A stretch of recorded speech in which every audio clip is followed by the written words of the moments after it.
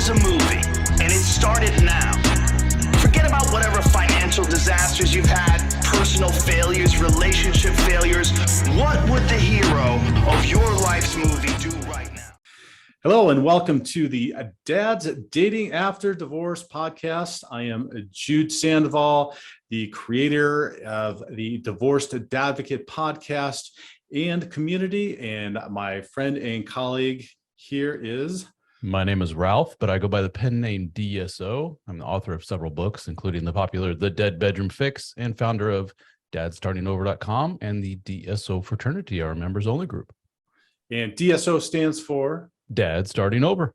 Dad Starting Over. Right. Awesome. And so Ralph and I just give you some background about each one of us. We have collaborated many times over the past couple of years in kind of our respective communities are working with dads who are going through divorce. And so I recently contacted Ralph and said, hey, I think there's a real big need. I've been getting a lot of people that have been talking about, how do I start dating after divorce as a dad? And I know Ralph has done that. Both Ralph and I are divorced, which is, we'll tell a little bit about our stories here in just a little bit, but which has led us to developing the work that we've been working on and developing with divorcing dads and dads, not just dads, but divorcing men's work that includes dads, all kinds of what we were discussing, Ralph, just before, just the myriad of things that go into all of this. And so Ralph agreed kindly for us to collaborate on this and start this Dad's Dating After Divorce podcast. And so the first thing we wanted to do and start with was an episode about why you as a dad dating after divorce, why you're a catch. And so, Ralph, I'll just throw this out there. The reason I came up with this episode is I was meeting with a guy this week and he's going through his divorce and he said he was at work and he opened up, which sometimes is hard, right? To open up to people about your divorce and going through it. But he opened up to a guy at work and said, I'm going through a divorce. And he leaned into him and he basically said, well, congratulations, you're like a used car now, which I thought was awful because I don't feel that that's necessarily true. No. That's just, and then to make it worse, he turned around and he pointed out some not incredibly attractive woman, and he said, that's what you've got to look forward to dating now. And and it's like just nice. Smash the guy's complete complete hope for something that could be positive and beneficial after his divorce, as if divorce isn't already challenging, difficult enough to go through to just squash all of his. So but so that's what gave me the topic idea for everybody listening today. But before we get into it and kind of talk about why the divorced dads are catches, let's if you don't mind sharing a little bit about your background and your community and what brought you to this and why you're an expert in helping dads, which you are. Well, briefly, about 10 years ago, I was married and had 3 children, the youngest of which was just over a year of age. And that's when I discovered infidelity on my wife's part, my now ex-wife's part. And I went through a divorce, which was surprisingly traumatic for me as a dude. And that kind of opened my eyes to, oh man, I'm not as tough as I thought I was. I got some issues here. And in doing so, went to therapists who in turn, kudos to her, said, dude, you need to be in touch with more men in your life. You're like every other dude I talk to. You don't talk to men. You've cut all friends out of your life. All you guys just worry about your kids and your job and your wife, and that's it. And she gave me the name of a dude and said, here's his name and number, contact him. He's been waiting to talk to you. He's the exact same situation you're in, which was that was my first eye opener of, oh my God, all these stories are the same.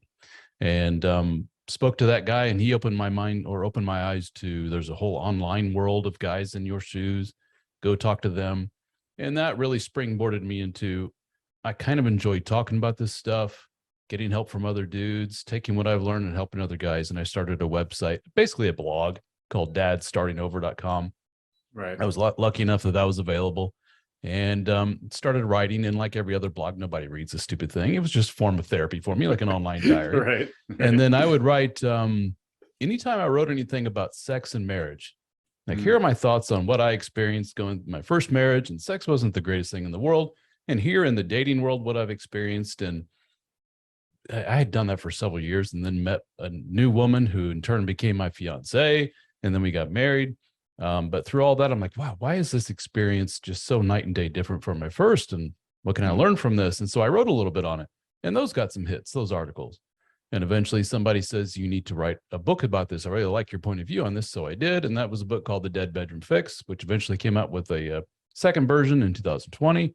And it's been a pretty good success. And I took from that success and all the eyeballs out now on my website and everybody emailing me and stuff, I created a members group, and we've kind of taken on from there. I have coaches working for me. We have almost 900 dudes from around the world in the group, and it's been wonderful. We get together and meet in person, and we have live meetings on Zoom, all kinds of neat stuff. Yeah, that's fantastic, and your community is absolutely amazing. I encourage anybody listening to get involved with that as well. And so I would say that's all a lot, but one of the biggest things that I feel is important is that you have successfully traversed dating after divorce as a dad, found somebody, and now are in a happy, successful marriage, which is really, really fantastic and phenomenal, because as we'll probably unfold and unravel and dive deep into over coming episodes, is there are a lot of challenges that go into that. And my experience, so my experience is I was divorced. My divorcery was July 1st.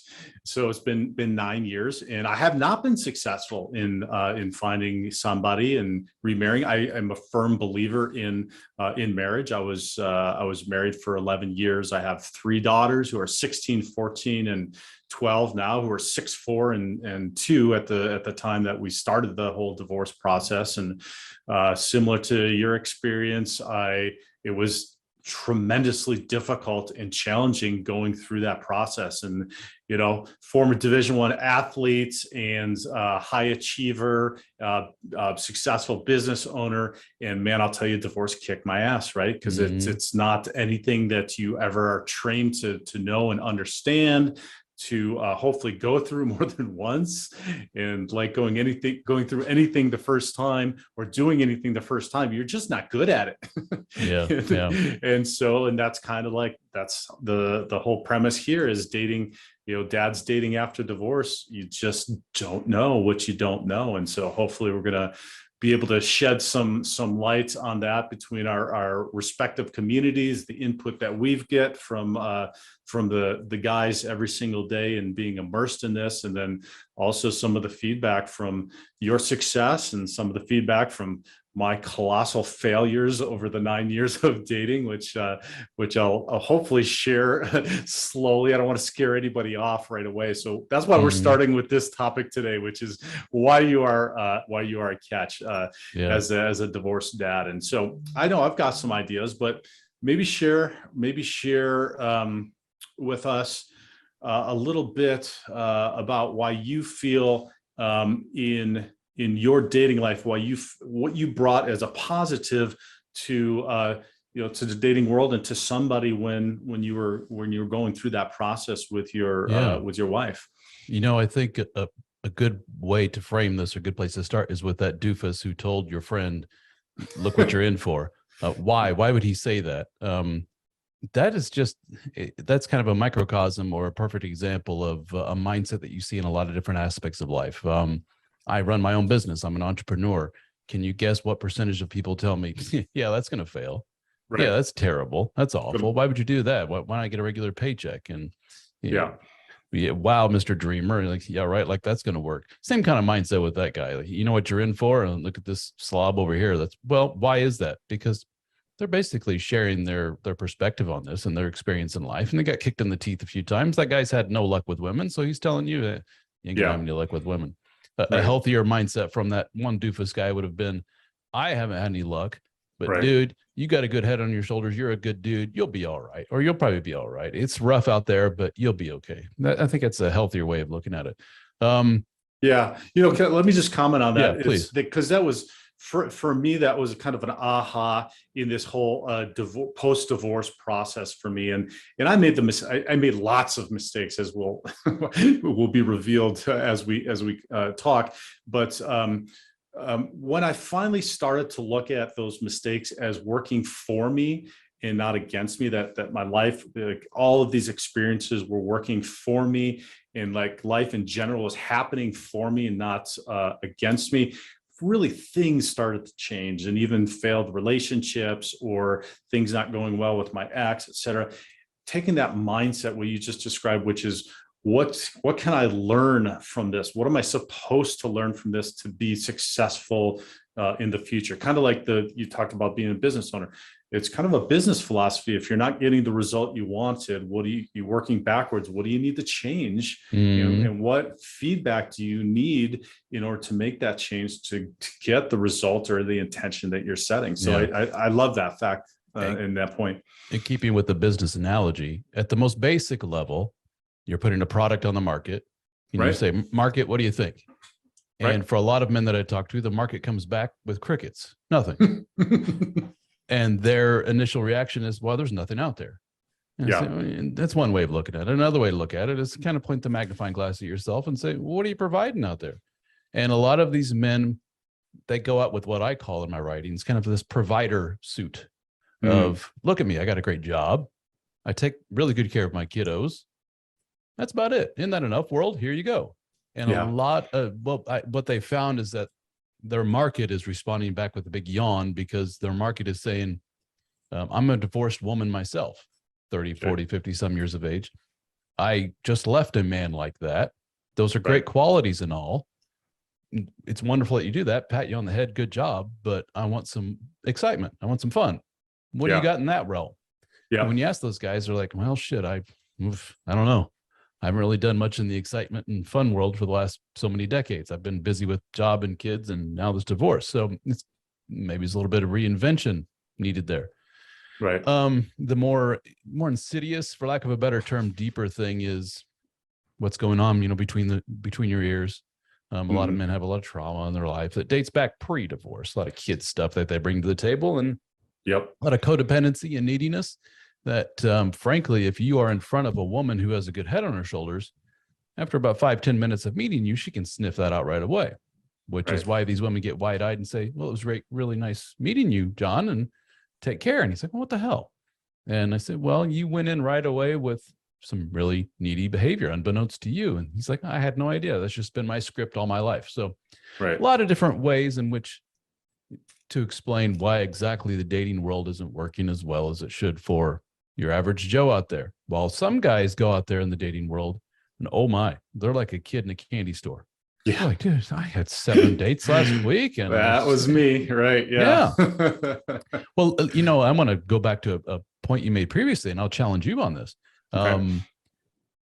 Is your sole definition of success within the dating world the end game of a long-term relationship or marriage? In other words, if I looked in the magnifying or the crystal ball and I said, I can see into the future, and dude, it ain't happening. Yeah. Well, next 30, 40 years of dating, it ain't happening. You're just going to jump from woman to woman to woman. Does that make you go, oof? Do you dread that and say, that doesn't sound pleasurable at all? No, because I have intentions, but reaching those intentions are not, it's not just a linear path, right? So going through this process and knowing that from each of these experiences, maybe I'm moving closer to my intention. Maybe that intention happens, maybe it's not. It's kind of like the development of our respective businesses. Like I had an intention around what I originally wanted to do. It was masculine development.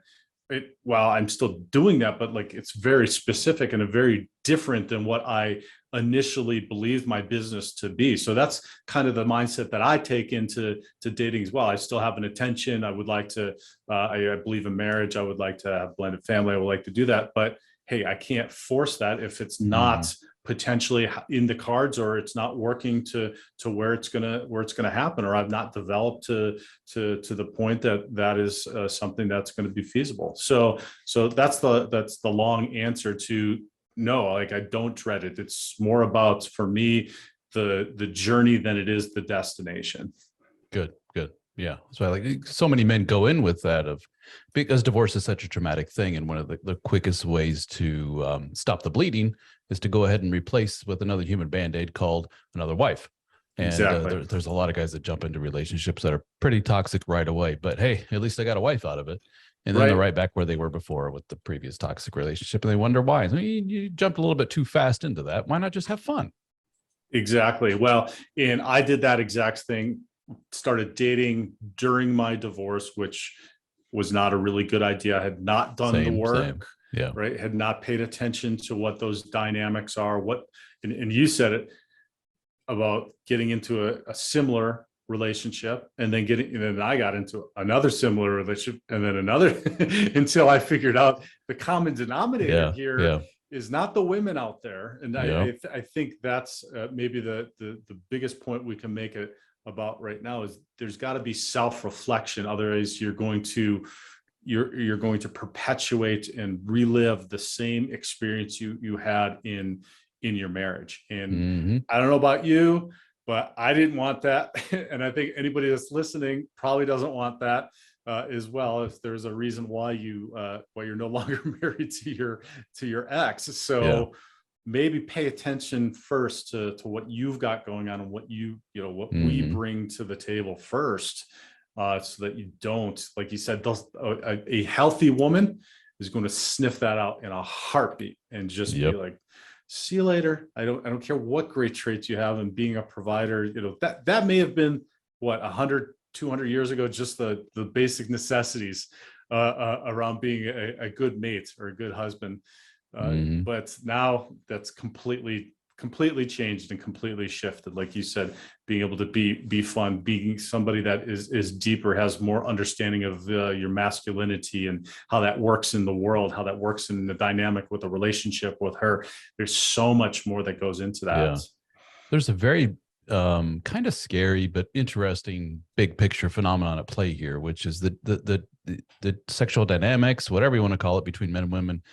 It's going through a pretty drastic shift here. And a lot of men are still playing by a very old playbook. Yes. And the old timey way of looking at it was looking at my providery traits. Isn't that enough? Yeah, good enough, because I need you to survive, Mr. Man. Yay, everything works great. We're together and we have so many kids and great grandkids. Well, when that goes away, what's left? And there's the old Pareto principle at play, which affects a lot of different things in life. And oh my gosh, is it so prevalent in the dating world or in the sexual marketplace, if you want to use that old term, which is a small percentage of people in a variety of, the Pareto principle is basically like, I'm trying to see how best to succinctly describe it. 20% of people get 80% of the results, or something to that effect. Exactly. So I always like to visualize it in form of like a pyramid, the tippy top of the pyramid. Very few people can fit at the tippy top. Yep. But I'll be damned if they don't get most of the rewards. Yes. And the rest of us are slowly in the middle. And then the base, which is the big part of it, doesn't get a whole lot of much of anything. And the doofus, I keep calling him the doofus. The doofus at the beginning, he's at the bottom of the pyramid. And he's like, it really sucks down here, dude. This is what you're in for. The point is that you can claw, scrape, and elbow your way to get to the top or near the top. And that's where you'll notice, oh, wow, it looks a hell of a lot different up here. Right. So, and keeping with the theme of this show, which is men are a catch, what we're saying basically is, as you get closer to the top of that pyramid, oh my gosh, are you a catch? And oh my gosh, does the scenery change big time? Exactly. And the world is your oyster, basically. Yep. And for those that aren't familiar with the Pareto theory, that's across life. That's across. It's a universal concept. It's a universal concept. That's across everything that 20% get or accomplish, achieve 80% of the results. So exactly like what you're saying, if you're not pushing yourself, if you're not striving and making the effort to move up to that level, then you're going to be the doofus that is just bitching and complaining and moaning and unhappy and not getting the results that you want. Again, it goes back. If you're not getting the results that you want, you need to look internally and see what you need to do to make some changes. And I have a lot of guys in my group who come from middle of nowhere, middle America and stuff like that. And they're like, I'm in a town of 500 people. You know, good luck trying to find it. Okay, you got a point. Yeah, sure. You know, jump in your car or get on an airplane and go see the world, for goodness sakes. And that's one thing, but that doesn't represent the majority, I would think, by any stretch. But you're right. Look internally. Where are some of the not so good things that you're bringing to the table in terms of this new marketplace, if we want to call it that? This what's going on out there. This is the new game. You have to play by the new rules. Playing by your old rules ain't going to cut it anymore. Playing by your old rules is Mr. Provider-y married dude. Sorry, my man. And I also want to point out that I don't feel like we're diminishing the protector provider idea and how that is biologically wired into us as masculine men. We're not saying that. We're not saying that that's bad. It's not, and we're not saying that it's bad to be a protector or provider. We're just saying that just leading with that, if that's all you're offering out there, it's just not going to do it, because the world is a different place. Yeah, putting all your eggs into that basket, it ain't going to cut it. Exactly. One of my points is that a relationship built on provider points alone is not enough. It's just not. You got to bring more to the table. Got to be Mr. Sexy, Mr. Fun, Mr. All that stuff. You got to work on yourself. So let's play then, for sake of the title of this, let's play pretend and say he's done all the work. Yep. He's therapy. He's taken time for himself. He's worked on himself physically, mentally, and he's, as far as all his female platonic friends that he's talked to, they're all like, "Oh my gosh, dude, you got it going on. You're going to go out there and kill." And he throws himself out there. What can he expect? And is he ready for it? Because it can be a little, I've talked to some men who do check all those boxes. They put themselves out there and the rewards are so abundant for them that it's actually a bit alarming for them. And it's actually an eye-opener for them of, oh my, this is kind of the real world. This is how it was for all those other dudes that I've known, all those player guys, whatever, Mr. Playboy, whatever you want to call it. Right. I don't know if I like this. I don't know if I like casual sexual relationships. Sure. I don't know if I like one night stands, picking up a gal at a bar and taking it. This just doesn't feel right. That was personally something that I struggle with. Not that I was ever Mr. Player. Let's not go there. I understand my own limitations, but it was such that, this is interesting, my brokenness early in my dating phase, dated way too early, but for whatever reason, my brokenness and erratic kind of behavior attracted women to me that were kind of easy. Yes. And the fact that I was able to get to bed with these women so easily was kind of troubling to me and downright emotional.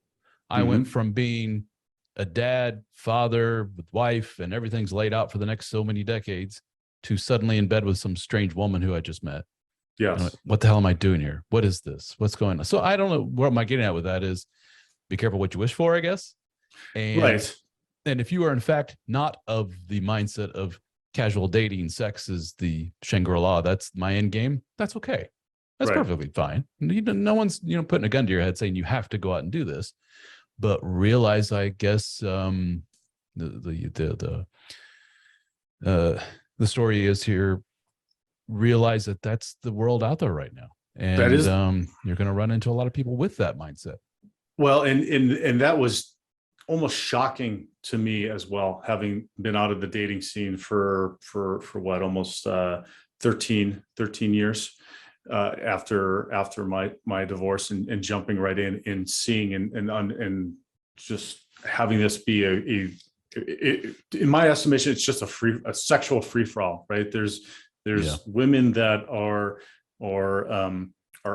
acting like men traditionally did around sexuality, right? That it's out there and it's free and it's open. And maybe that's an episode in the future. We talk about that and its implications. But what I would like to say to that is, if you are somebody that you just described. You've done the work, and you know what you're bringing to this, that you are a catch, and there's a lot of reasons why you are a catch, and your experience as a dad who's gone through and endured divorce and has persevered, and then has created a life on the other side of it, that's creating an intention around what it is and how you want to date is incredibly important, so that you're not falling into that. And I see, so, I made this mistake. I made it basically, Ralph. I've made every mistake, and that's why I'm doing this. I'm trying to drop some pearls, warn, because it's very heartbreaking, especially if you, like you said in the beginning, you're wanting something that you had. And for me, that I just loved family, and I loved being in a family environment and having that with my daughters and all that, and just like what I immediately wanted to do. But there was a reason why I failed the first time, and there was so much work that I needed to do in the interim, and obviously still, because I have not found that and have not been able to get to that achieve that intention. But I still continue to look at the feedback, right? And so creating that intention about what you want. And when I say intention, if your intention is to go out and you want to have some sexual experiences because that is not has something that you've had, then that's okay too. Like that's not comfortable for me anymore. That's not my intention. That doesn't move me towards my intention. And my life is, I'm trying to develop to be intentional about getting there, right? Your actions all will either get you towards what you're intending, or they'll move you away from that. And for me, at this point, it moves me away. But that's not to say that that's not something positive for the dads dating out there, that they might need to have that sexual connection, or even if it's just to start dating and knowing that you just want to get out there and get some attention. Right? Just build up some confidence in being able to talk with and go out on a date with somebody. Yeah. There is a school of thought that the best way to learn something is just to jump into the deep end of the pool and, start swimming. Which that absolutely has some value. That's what I did.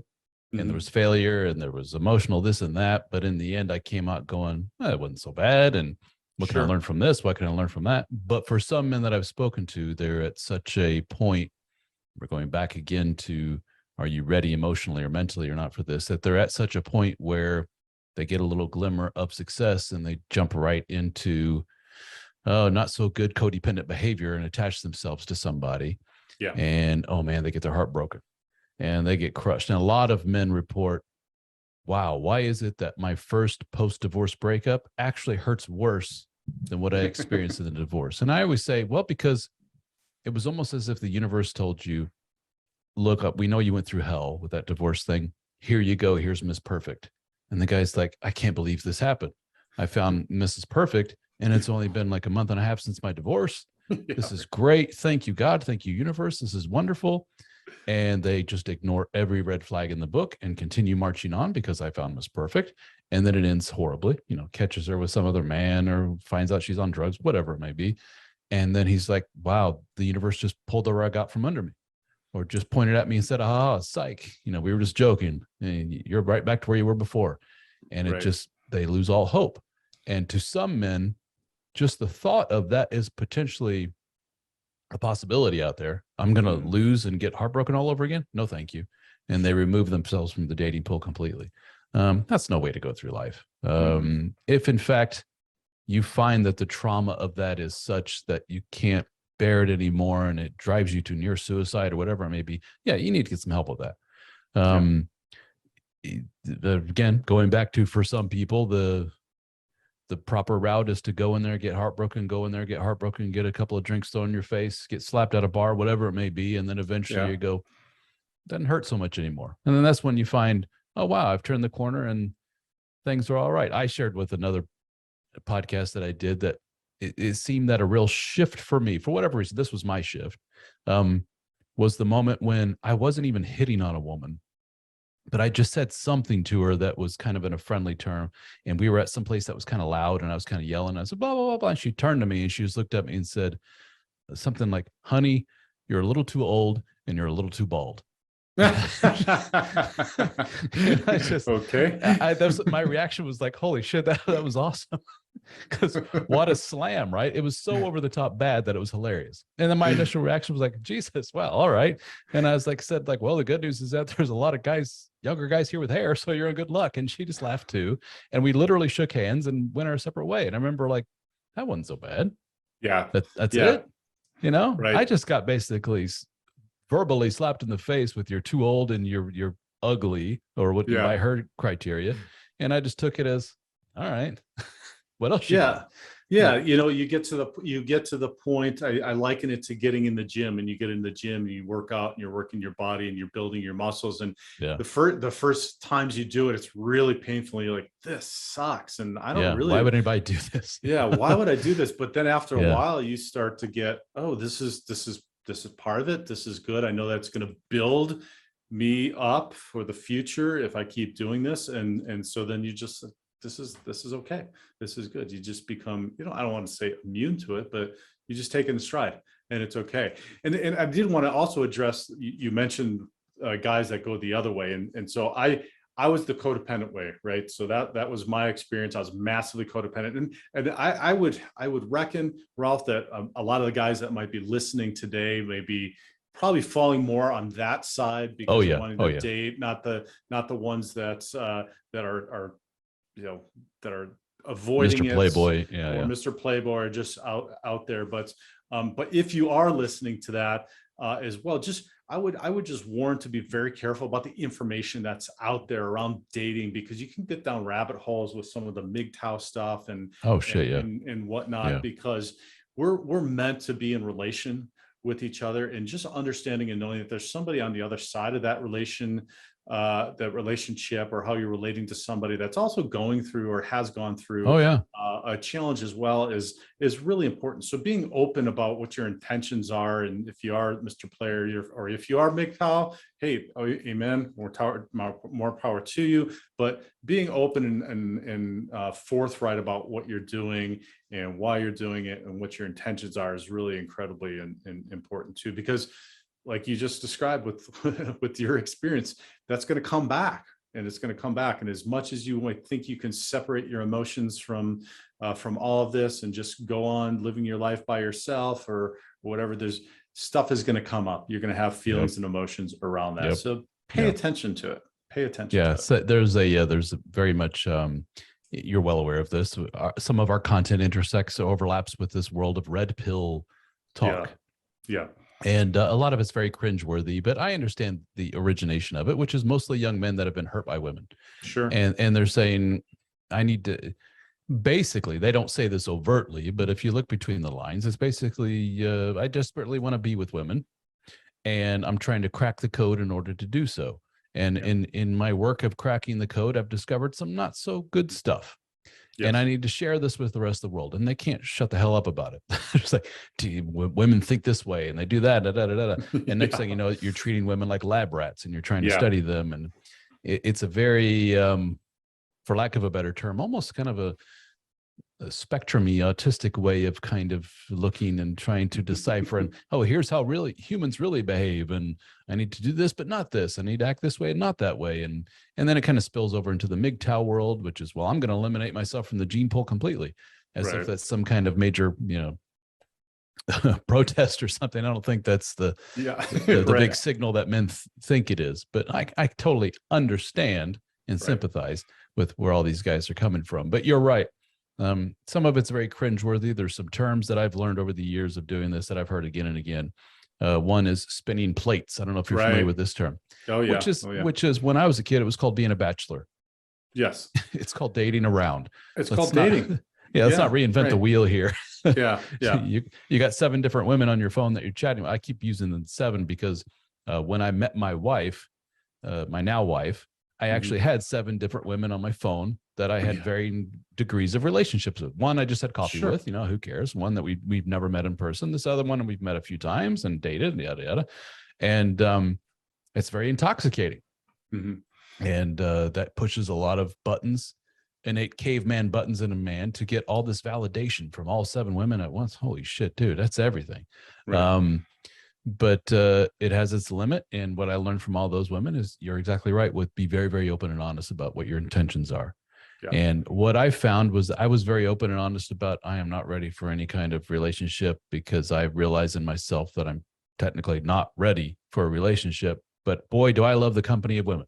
Yes. So, and when I was very open and honest with women about that, 9 times out of 10, they would just laugh at it and say, okay, when's our next date? Right. They're cool with that. Yeah. Versus, oh no, baby, I'm not like that. And I'm not like those other guys. And sure, I'm all about it when you're like, wink, wink. We both know that, no, that doesn't go well. Why do that? Why try to play games? Why try to fool them, pull one over on them? That's sometimes part of that game stuff, which I don't necessarily like and appreciate. Be open and honest. We're all adults here. We all know what we want. Yeah. And there's like you said, there's validity, there's some value in some of the work that the game guys do, and being able to talk to women and approach and just be yourself and be authentic and stuff like that. And so there's definitely some value in that. But I think what we're just both saying is just be careful, because we're human beings and we're wired to connect. We all have feelings, and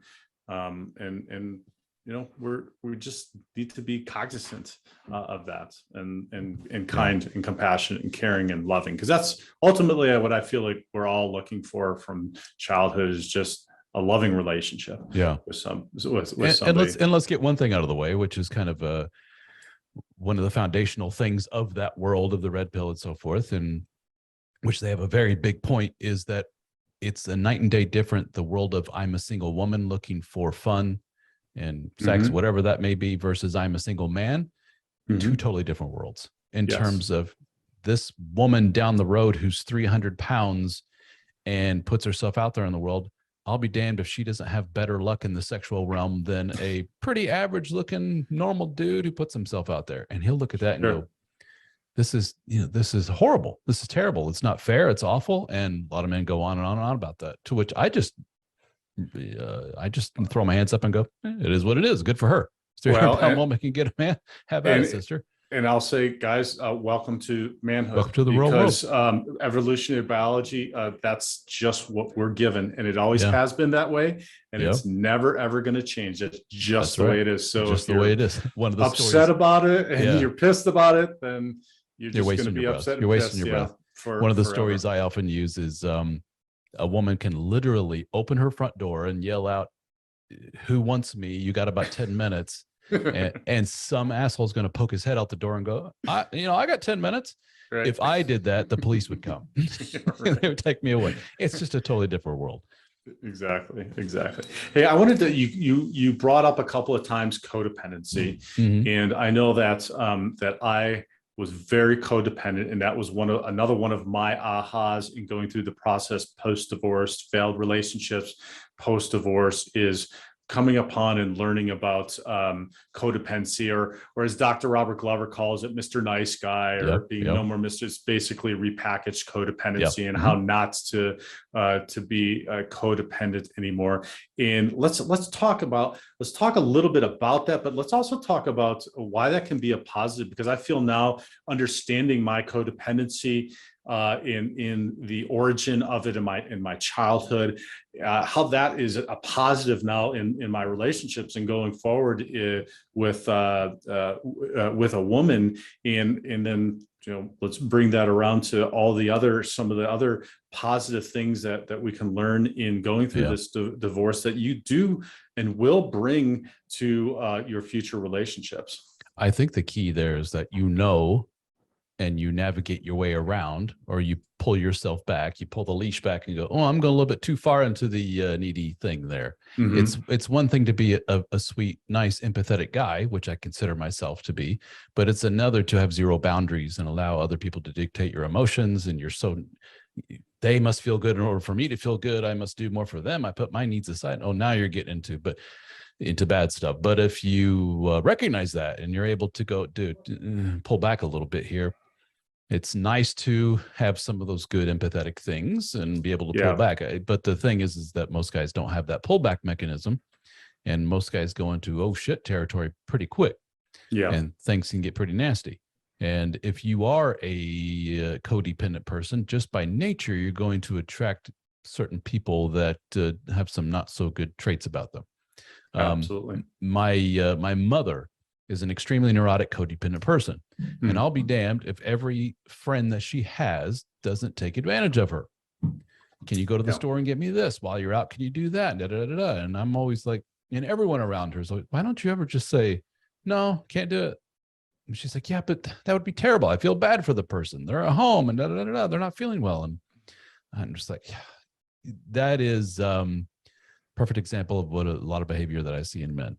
And there's some good from it for sure, but oh boy, that can go down the wrong way. Well, and I want to share one specific thing that I have found that has been probably one of the, like, I would have never ever hypothesized, right, when I got out of my marriage and started dating, that this would be the one thing that I find that women find so incredibly attractive about somebody who's worked through their codependency and knows how to state their feelings, state what their needs are, and hold those boundaries, is that women like to be told no. Mm-hmm. Believe it or not, women like to be told no. Women like you to set boundaries. Women like you to state what it is that you need. And even, we're not going to get into dynamics of dating or sexual dynamics or any of that, at least today, but they like for you to take the, to be strong about that and say, this is what my needs are. This is where I want. And no, I don't like what you're doing, or no, I don't want to do that, or et cetera. And if you're with a woman who, when boundaries are put up, very healthy, normal adult behavior is put up, those boundaries, if they react in a extremely negative, violent, angry, whatever way, oh my goodness, well, big red flag right there. Thank you. Yes, that's what I say. Thank you. Now. Yeah, exactly. Thank you for telling me now, not wasting any more of my time. Right. While you're codependent guys that don't have those mechanisms and don't recognize that within themselves, say, oh shit, I made her mad, I better not do that again. Right. Which not a good thing. Right. Which goes then to that whole codependent philosophy of happy wife, happy life, which we know is a recipe for absolute disaster in any kind of relationship that you at least want success in. And it's funny that we do package a lot of this stuff as this is special and unique for women, but really when you think about it, this is universal across. Mm-hmm. You have boundaries at work, you have boundaries with your friends, and if you don't, I'll be damned if they don't take advantage of that.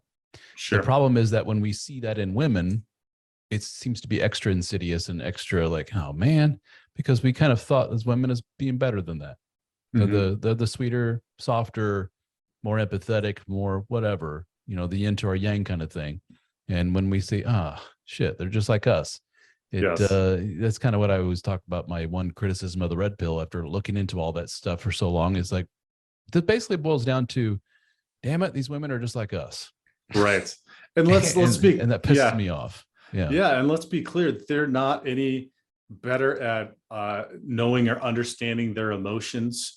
They're not now they do emote better, but knowing and understanding them and emoting are completely different things. They just naturally emote, right? And we don't.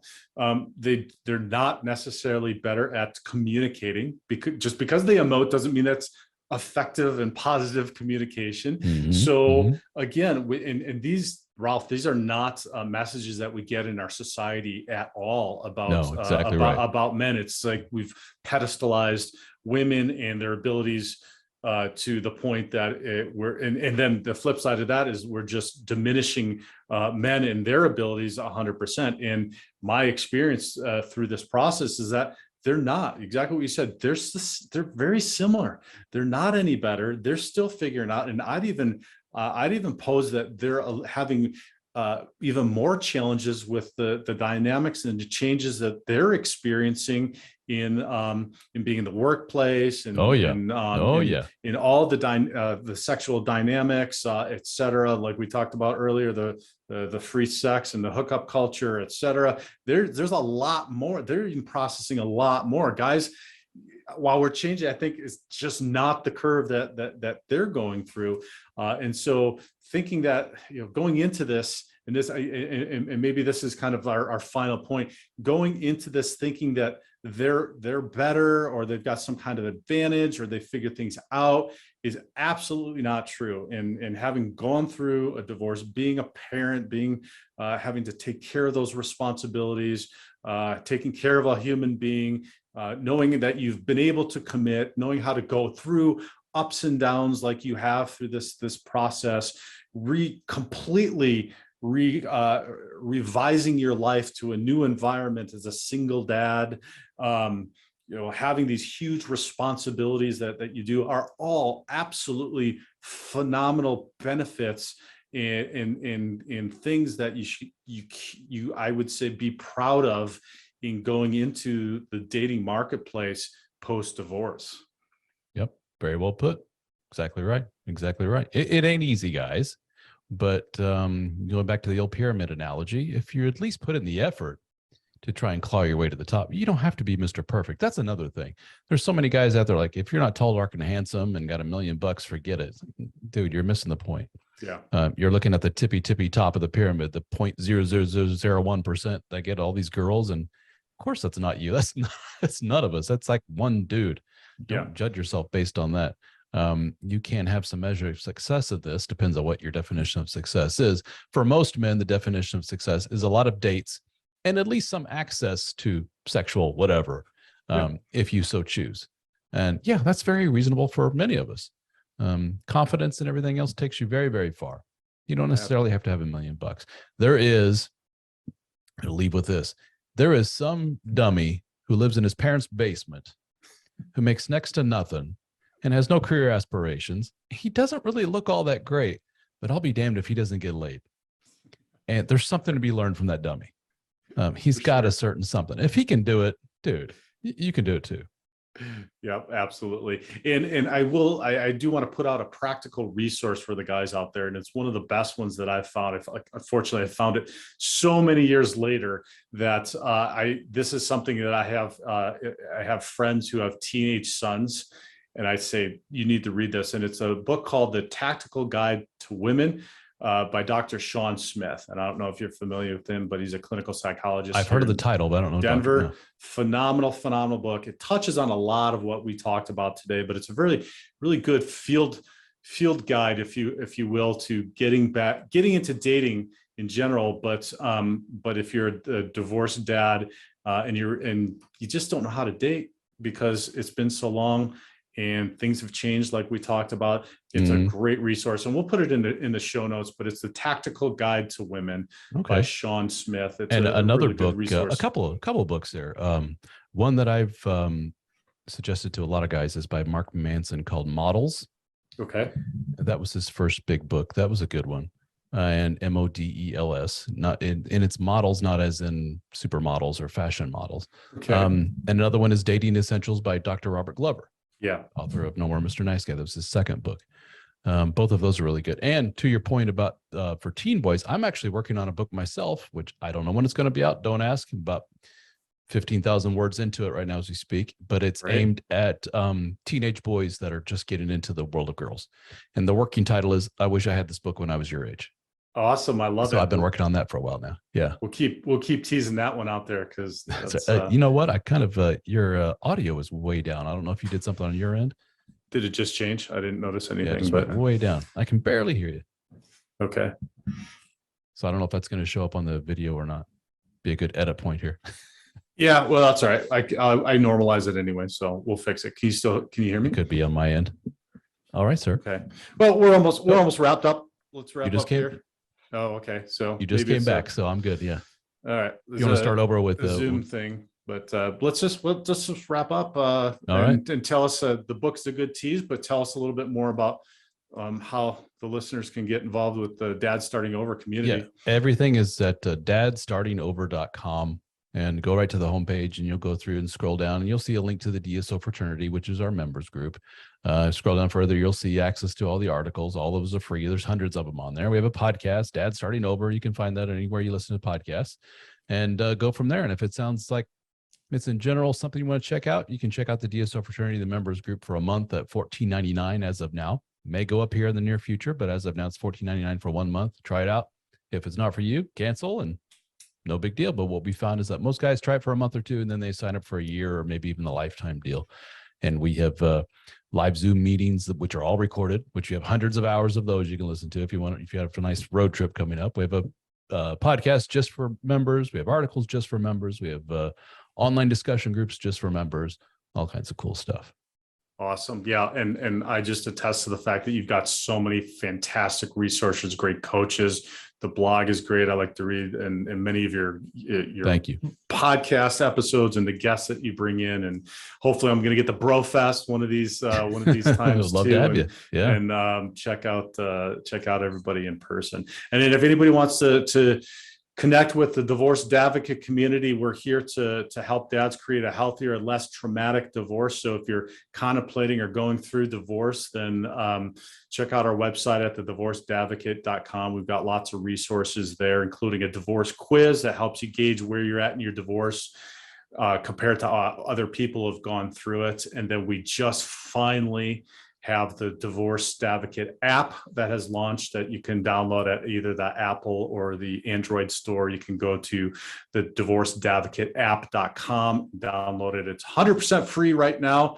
Awesome. While we're still working out some of the kinks on it and adding material to it. So check that out. And so I hope everybody enjoyed this episode. Ralph, this did not disappoint, my friend. Your knowledge is so awesome. Well, thank you for having me. Sincerely appreciate it, and I look forward to us doing this some more and providing hopefully some more value. So if you found value, share it with a friend, give a star rating, give a comment, send us an email, just spread it on social media to help get this out and grow the podcast.